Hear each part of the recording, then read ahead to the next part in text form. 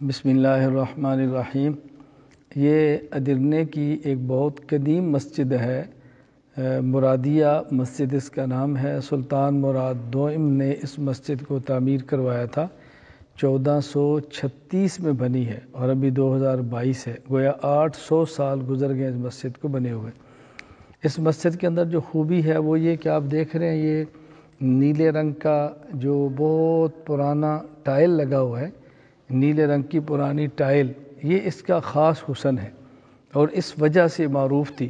यानी 800 साल गुज़रने के बावजूद अब भी टाइल की बहुत बड़ी मिक़दार आप देखने लगी हुई है। चंद एक जगहों पर टाइल टूटी है, लेकिन अभी तक अल्हम्दुलिल्लाह टाइल मौजूद है, टाइल का रंग मौजूद है। और ये महराब देखें कितना खूबसूरत है टाइल का बना हुआ, और ऊपर महराब के आयत लिखी हुई है, इन्नल्लाह व मलाइकतहु युसल्लूना अलन नबी। अल्लाह ताला मसाजिद को आबाद रखे और हमें मसाजिद को आबाद करने वाला बनाए।